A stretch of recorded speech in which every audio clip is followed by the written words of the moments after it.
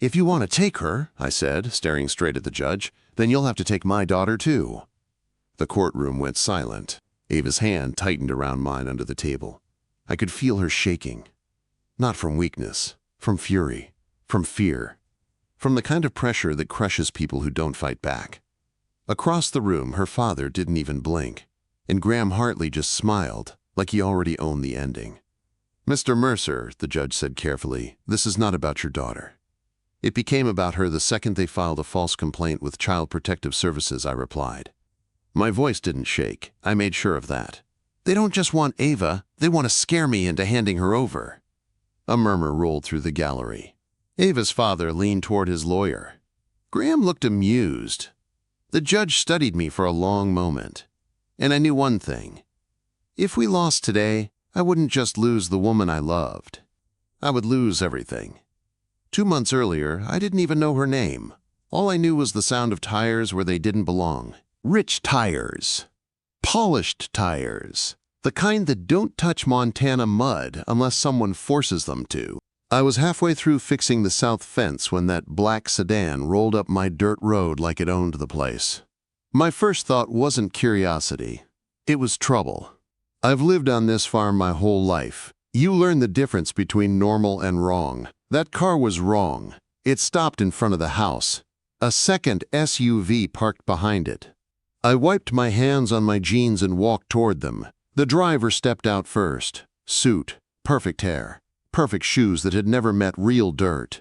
Then she stepped out. And I swear to God, she didn't look spoiled. She looked cornered. 23, maybe 24. Designer coat that wasn't warm enough. Dark hair pulled tight, like she was bracing for impact. She didn't look at me at first. She looked at the house, like it was either prison or sanctuary. "Mr. Caleb Mercer?" the suited man asked. "That's me. I'm Richard Lansing. I represent the Langford family." That meant nothing to me. The Langfords would like to offer you $15,000 for 2 months of employment and housing for their daughter. I didn't even hesitate. "No." The man blinked. "Sir, perhaps you'd like to hear the—" I heard enough. I don't run a reform camp. That's when she finally looked at me and said something that changed everything. "My family sent me here as punishment." Not dramatic, not angry, just tired. Punishment. The word didn't fit her. Lansing stiffened. "Ava, that's not accurate." She ignored him. "They think if I spend 2 months shoveling manure and freezing at dawn, I'll come home grateful enough to marry who they choose." Now she was looking right at me. Not asking. Just telling the truth. I've seen fear before. I saw it in my wife's eyes when the cancer came back. I saw it in my daughter's face the first night she asked if mommy was really gone. This was different. This was someone trying not to break in front of strangers. "You're an adult," I said. "Why not just refuse?" Her jaw tightened. "My trust fund is locked until I'm 25. Every dollar I use comes from them. My phone, my car, my apartment. They cut me off. I have nothing." "And the man you're supposed to marry?" She didn't answer. She didn't need to. Lansing stepped forward. "Mr. Mercer, this is a private family matter. We're offering you compensation." "That's generous, considering—" "Considering what?" He didn't say it, but I knew. Struggling farm, widower, single dad, easy target. $15,000 would have fixed my tractor, paid the property tax, bought my daughter a winter coat that actually fit. I felt the weight of that number. Then I looked at her again. She wasn't asking me to save her. She was asking me not to send her back. "You can leave whenever you want?"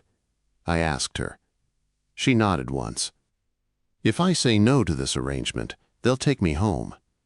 And if you stay?" Quote, she swallowed. "They'll come for me later." The suited man sighed. "Sir, this is becoming dramatic." I ignored him. I looked at her. "Do you want to stay?" Quote. She hesitated, and in that hesitation I saw the whole story. "I want a chance to choose," she said quietly. That was it. Not money, not comfort, choice. I thought about my daughter Maisie, 8 years old, still sleeping with a pink butterfly nightlight because the dark felt too big after her mother died. I thought about the example I was setting for her every single day. Then I looked back at the lawyer. If she wants to stay, I said, she stays. Mr. Mercer, you don't understand the consequences. No, I said calmly. I understand perfectly. The lawyer's smile thinned. You are inserting yourself into a situation that involves very powerful people. I don't scare easy. That's not what I meant. I stepped closer. You heard her. She's staying. Ava exhaled like she'd been holding her breath for years. The lawyer stared at both of us. Her father will not appreciate this. That sounds like his problem. They left. The car reversed slowly down my road like it was memorizing the way back. When the dust settled, it was just me and her standing there. You should have said no, she whispered. Probably. Quote, you don't know what they're capable of. Then you better start explaining. She gave a shaky laugh. And that's how a black sedan changed my life. That's how a woman sent as punishment walked onto my land. And that's how I made the first decision that would eventually put my daughter's safety on the line.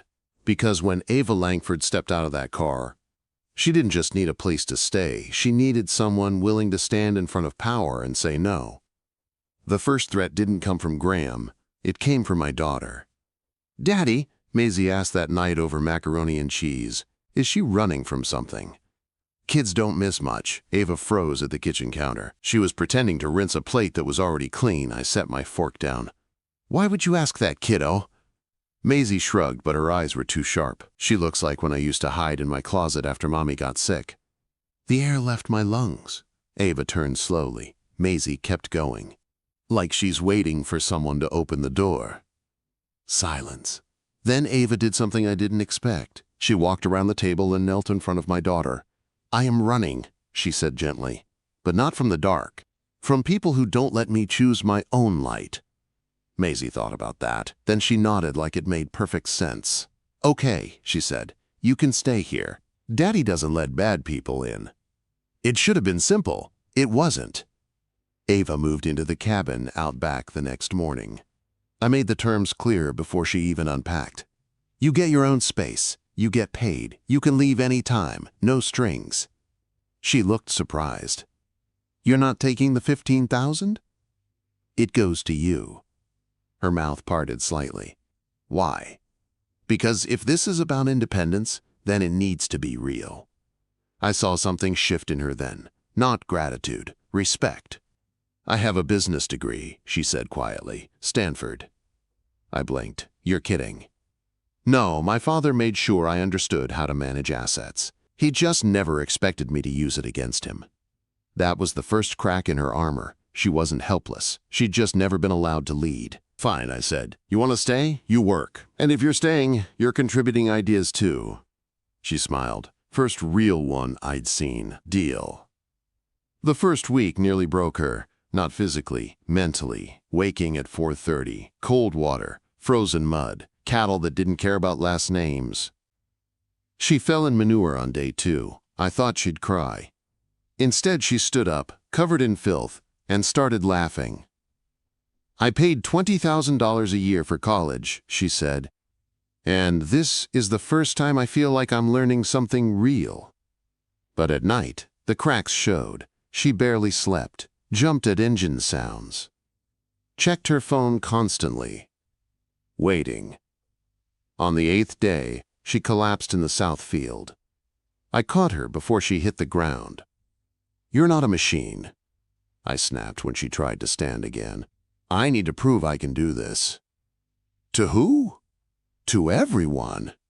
I held her shoulders until she stopped fighting. You don't have to prove anything here.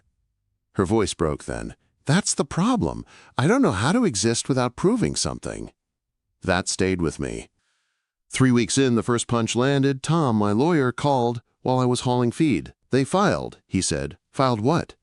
Conservatorship petition, claiming Ava is mentally incompetent. The world tilted. That's insane. They're presenting psychiatric evaluations from 3 years ago. I hung up and found Ava in the chicken coop, kneeling beside Maisie while explaining egg grading. Your father just filed to declare you mentally incompetent, I said, her face drained of color. He wouldn't. He did. Maisie looked between us. What's incompetent? She asked. Ava swallowed. It means they're saying I can't make my own choices. Maisie frowned hard. That's stupid. You chose to make the chicken window bigger. I almost laughed. Ava didn't. They'll try to drag me back, she whispered. Over my dead body, I said. She looked at me like she was trying to decide if I meant it. I did. The second punch came 2 days later. Child Protective Services. Someone had filed a complaint about unsafe living conditions. Unsafe. I walked through my house that night like I was seeing it through enemy eyes. Old floors, small bedrooms, peeling paint on the porch. Was it perfect? No. Was my daughter loved? More than anything. The social worker came on Thursday. She checked everything, asked Maisie questions, took notes. I stood there feeling judged in my own kitchen. When she finished, she lowered her clipboard. Your home is safe, she said quietly. This complaint was malicious. Relief nearly knocked me over. Then she added something else. Whoever filed it has influence. It was pushed through fast. I knew exactly who. That night, Ava knocked on my back door. I should go, she said. No. Caleb, they're escalating. Good means they're nervous. They're powerful. So am I. She almost smiled at that. You're a farmer in Montana. I'm a father in Montana. That changed something in her eyes. You don't understand, she said softly. When my father decides someone needs to disappear, they disappear. Not here. You can't promise that. Quote, I can promise this, I said, stepping closer. If they want you, they go through me. Silence. Then she asked a question that shifted everything. Why are you doing this? Really? I thought about Sarah, about watching cancer steal her in slow motion, about promising myself I wouldn't become a man who chose safety over courage. I'm doing it because my daughter is watching, I said. And I want her to know powerful people don't always win. Her eyes filled. You're going to lose your farm because of me. Then we'll rebuild it. You could lose Maisie. That one landed. But I didn't look away. I won't. She stepped closer. Too close. This isn't your fight. It became mine when they used my daughter as leverage. The air shifted between us. Charged. Complicated. She whispered, I'm scared. So am I. That surprised her. You don't look scared. I am. I just refuse to act like it. She laughed softly, and in that laugh, something changed. Not rescue, not obligation, choice. We were choosing this fight together. 2 days later, Graham showed up. Black Mercedes. Perfect smile. He stepped out like he owned the land. You must be Mercer, he said. You must be trespassing. He didn't react. I'm here for Ava. She's not property. He smirked. That's debatable. That was when I knew. This wasn't about marriage. It was about ownership. Ava stepped out of the barn behind me. I'm not going with you, she said. Graham's eyes softened in a way that made my stomach turn. You don't understand what you're doing. No, she replied. You don't. He glanced at me. You think you're protecting her? I can make one phone call and have your farm audited. Another call and CPS reopens your case. I stepped forward. Try. He leaned closer. I already did. Then he smiled and drove away. Ava's hands were shaking. He'll burn everything down, she whispered. Then we'll stand in the ashes and build again. She looked at me like I was insane. Maybe I was, but I'd made my choice, and now there was no going back. Because this wasn't just about keeping her here anymore. It was about proving something to a man who thought money made him untouchable.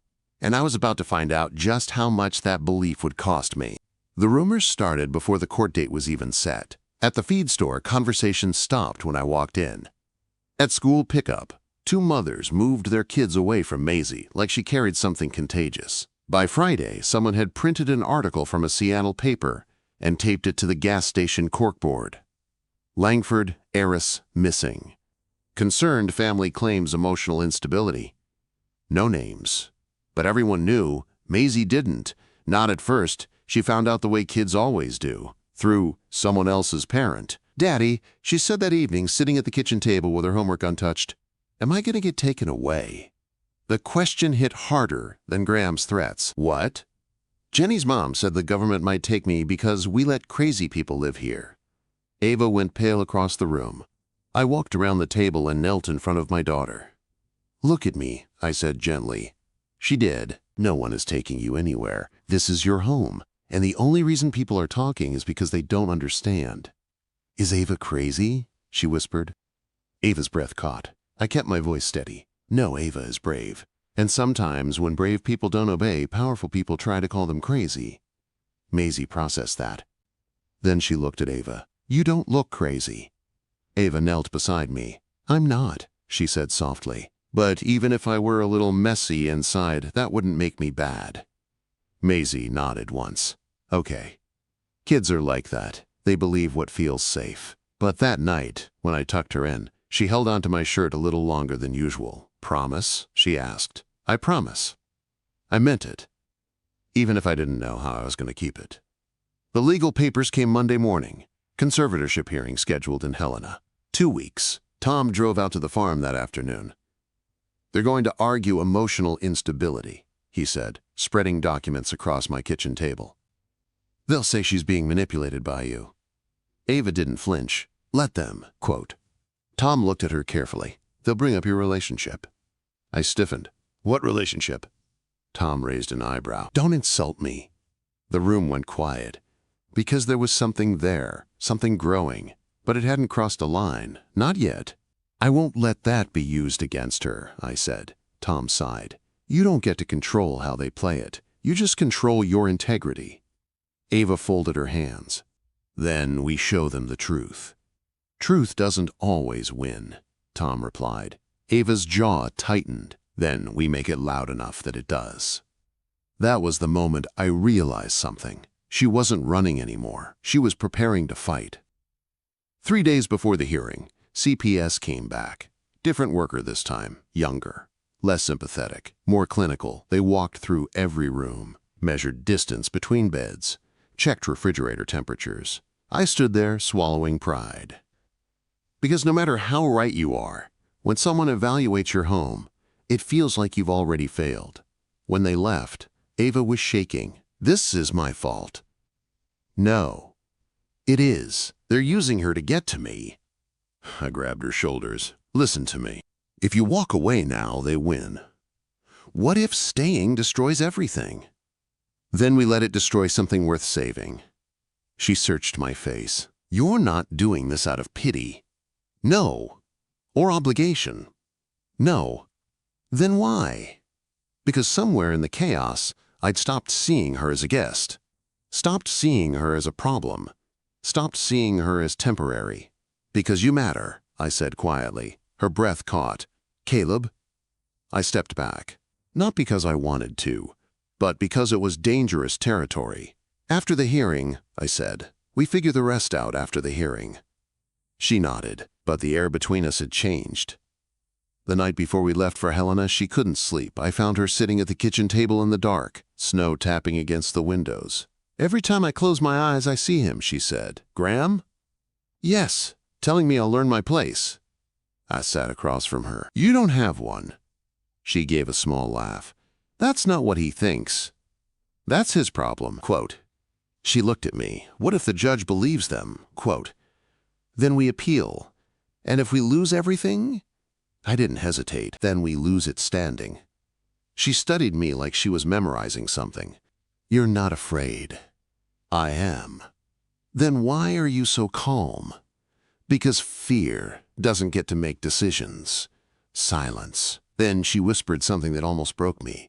No one's ever stood between me and him before. I swallowed hard. Well, I said quietly, get used to it. Her eyes filled. She reached across the table and took my hand. Just held it. No rush, no drama, just warmth. It felt steady, real, and terrifying. Helena was gray and cold. The courthouse looked too big for people like us. Charles Langford was already there when we arrived. Silver hair. Expensive coat. Eyes that didn't recognize me as a threat. Graham stood beside him, relaxed, confident, like this was already decided. Ava's fingers tightened around mine.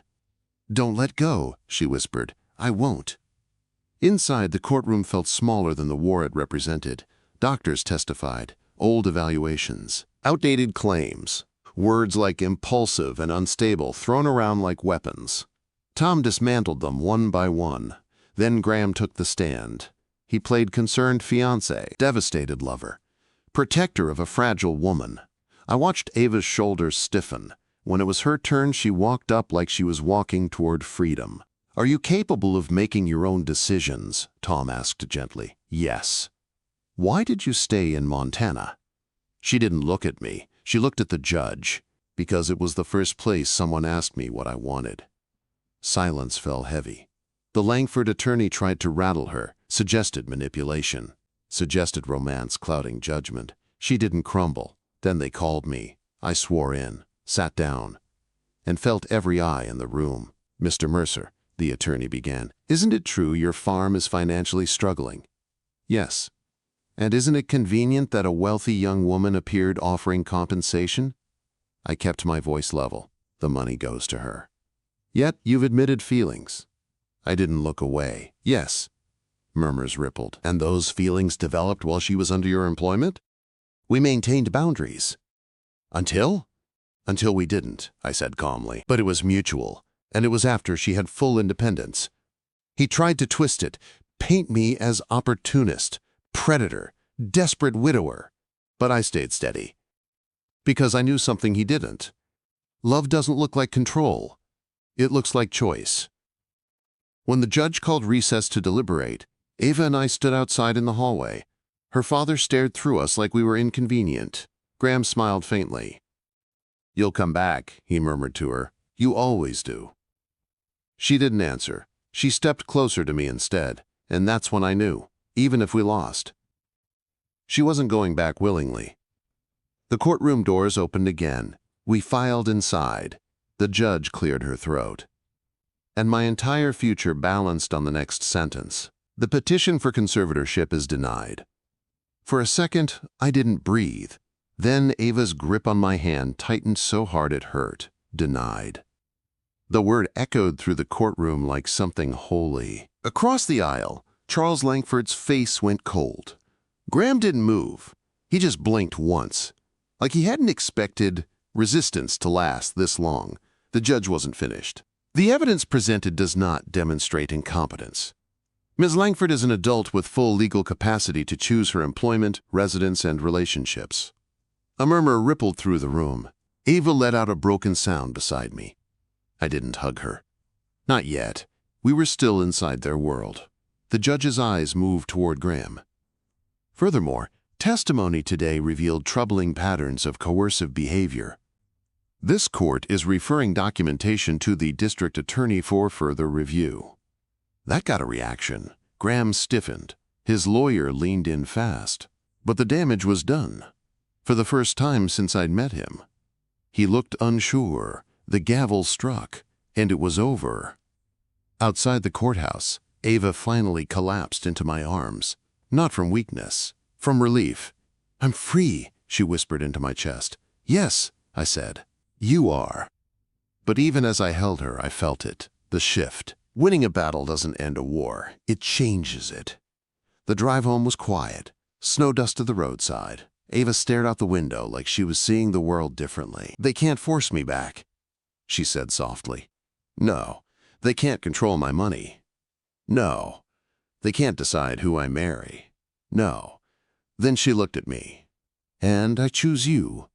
The words didn't explode. They settled. Heavy. Intentional. "You're sure?" I asked. "Yes."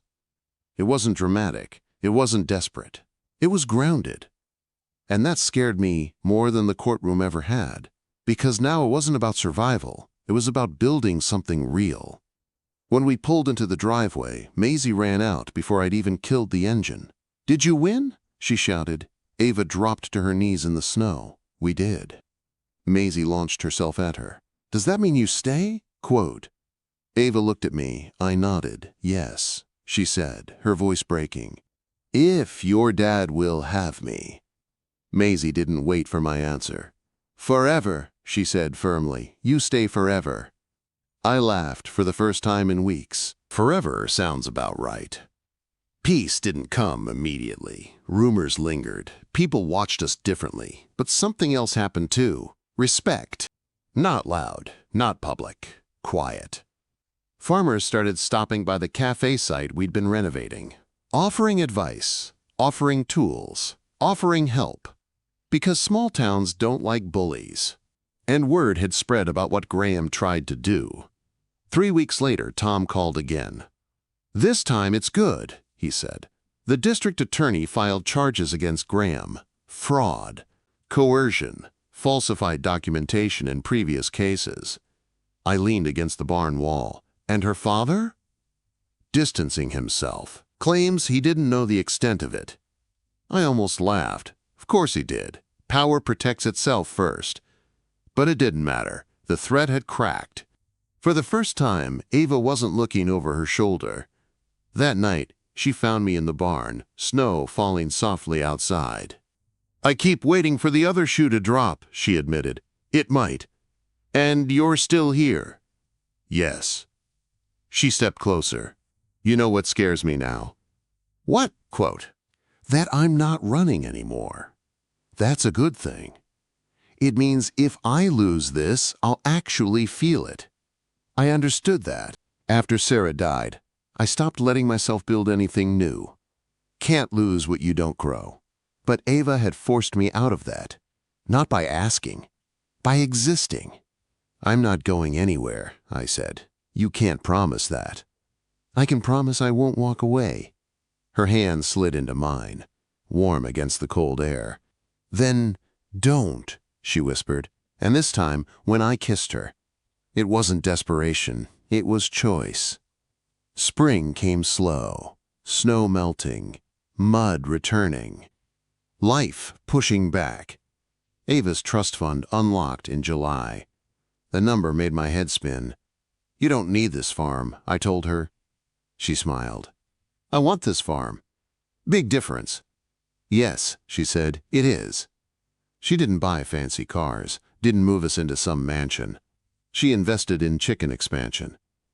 New fencing. Cafe renovation. Local suppliers. "Money should build something," she said one evening while sketching plans at the kitchen table.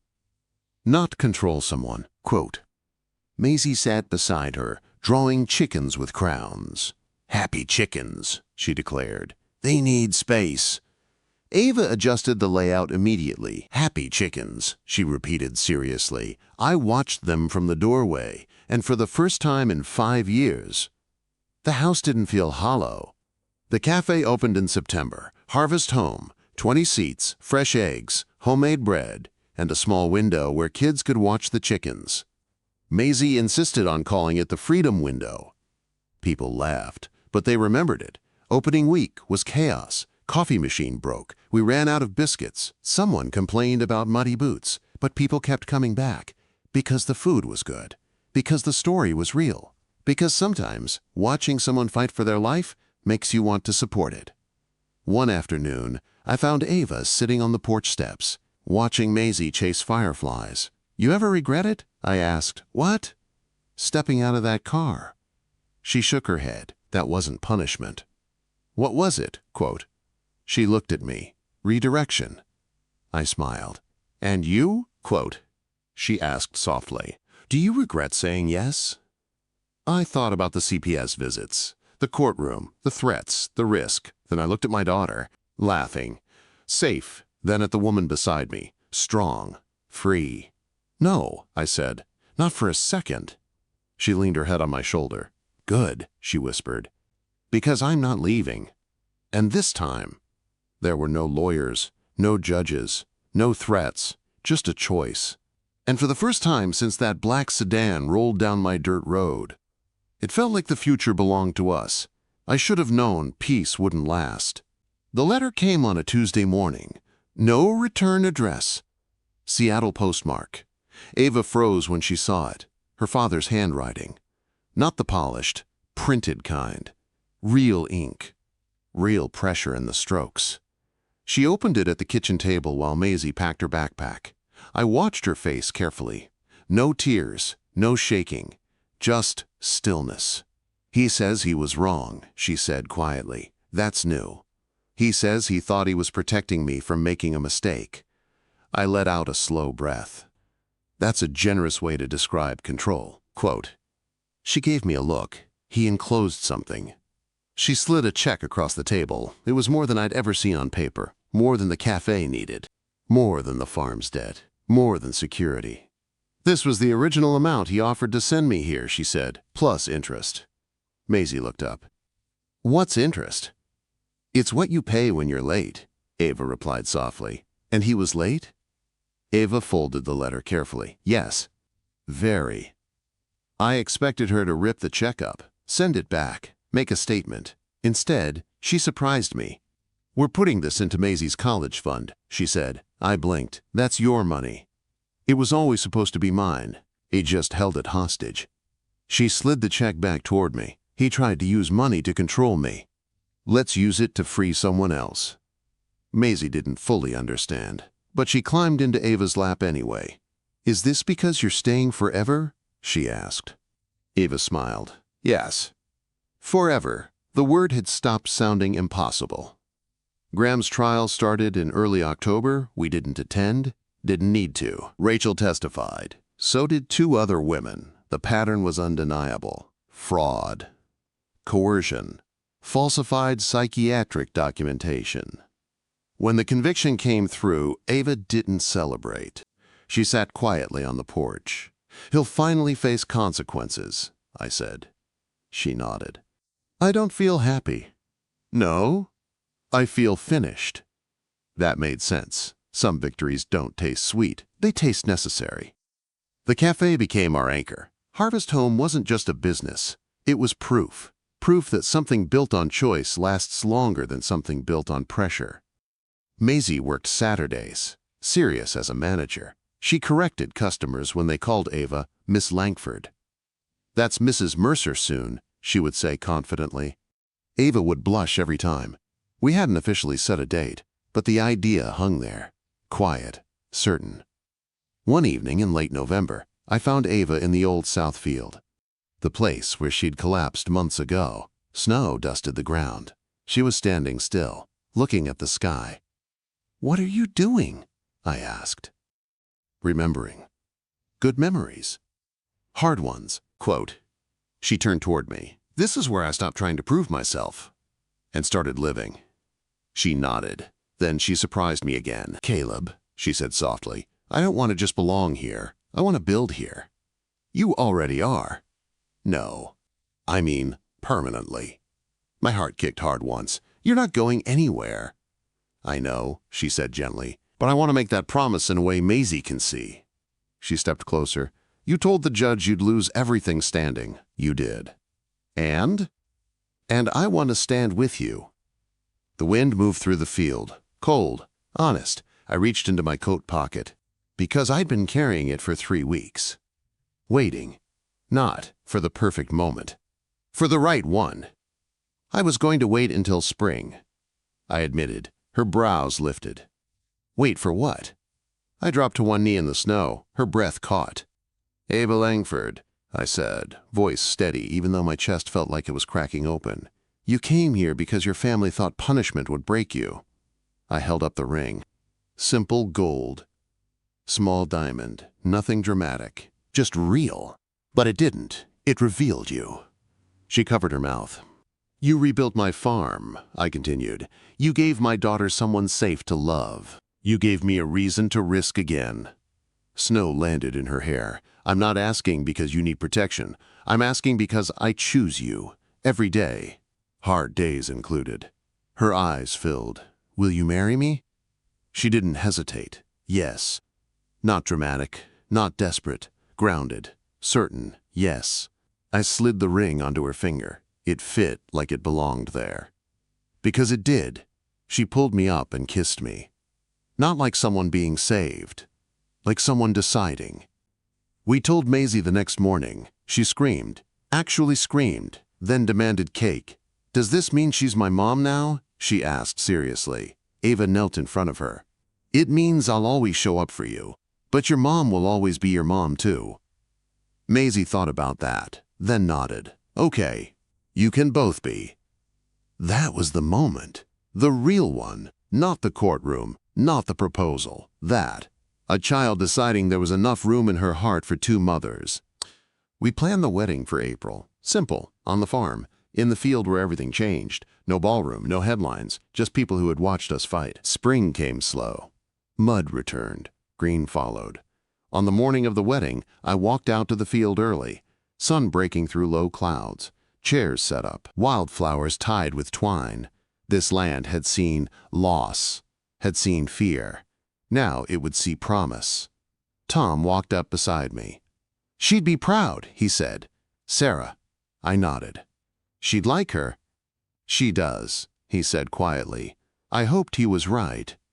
At 2 in the afternoon, Ava walked across that field. Maisie walked beside her, holding her hand. Not giving her away. Walking with her. The wind moved gently through the grass. Ava's dress was simple. No veil, no show. Just her. When she reached me, she didn't look scared. She looked free. The vows were short, honest. I choose you, she said, not because I have to, not because I'm escaping, but because I want to build something real. I swallowed hard when it was my turn. You weren't sent here as punishment, I said. You were sent here to find us. There were tears everywhere, even from men who claimed they didn't cry. We kissed. The field cheered. Maisie clapped louder than anyone. That night, after the guests left and the cafe lights went dark, Ava and I stood on the porch. 3 shadows inside the house. 3 heartbeats under one roof. You know what's strange? She said softly. What? My family thought this farm would break me. I wrapped my arm around her. Instead, it built you. She leaned into me. No, she corrected gently. It built us. Inside, Maisie stirred in her sleep. I went to check on her. She was fine. Blanket twisted. Peaceful. When I returned to the porch, Ava took my hand. And for the first time since that black sedan rolled up my dirt road. There were no threats, no courts, no power games, just a choice. And we kept choosing each other. The weeks after the wedding felt unreal. Not because the world had changed, but because we had. Harvest Home became more than a cafe. It became the center of our little universe. Farmers stopped by for advice. Families came for breakfast. Children pressed their noses to the chicken window, laughing at the hens scratching in the sun. Maisie thrived. Confident, curious, protective, proud. She had a family she could count on. Ava threw herself into the farm and the cafe with that same intensity she'd shown from day one. But now her energy came from choice, not fear. She'd invest in the pigs, expand the chicken coops, organize the finances.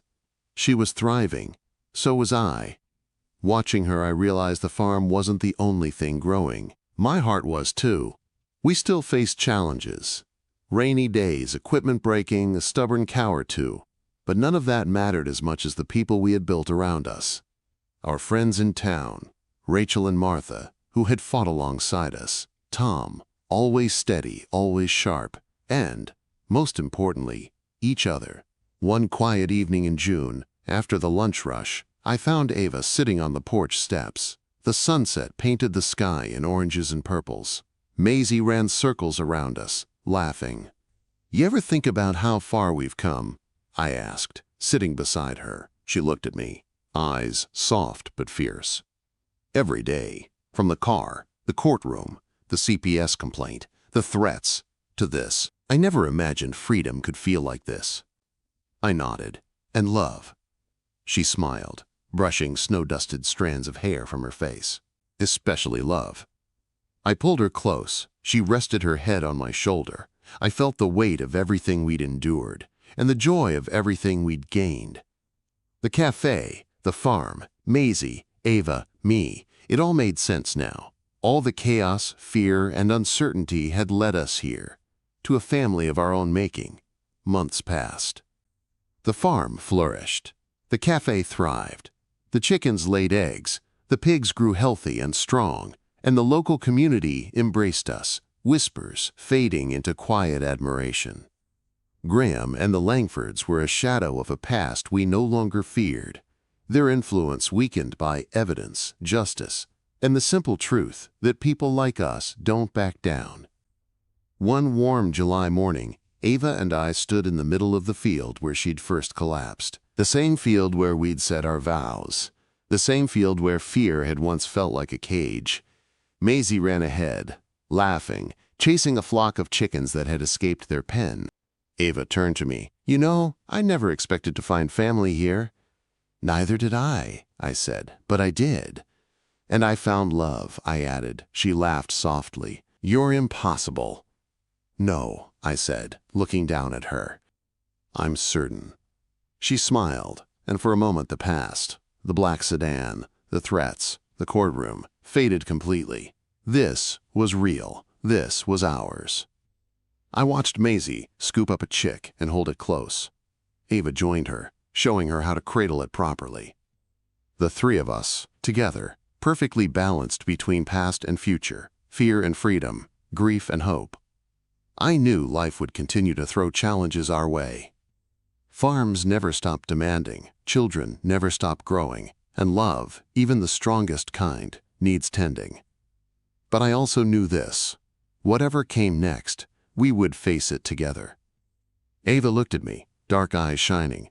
"We made this, you know. Every choice, every risk, it led us here." Quote. I nodded, feeling a warmth in my chest I hadn't known I could feel again. "We did, and I wouldn't change a thing." She rested her hand on mine. "So this is it, forever." I glanced at Maisie, running ahead, the little spark of life that reminded me why I fight so hard. "Forever," I said. And in that moment, under a Montana sky stretched wide and endless above us, I understood something powerful. Some promises do not have expiration dates. We stayed, and that changed everything.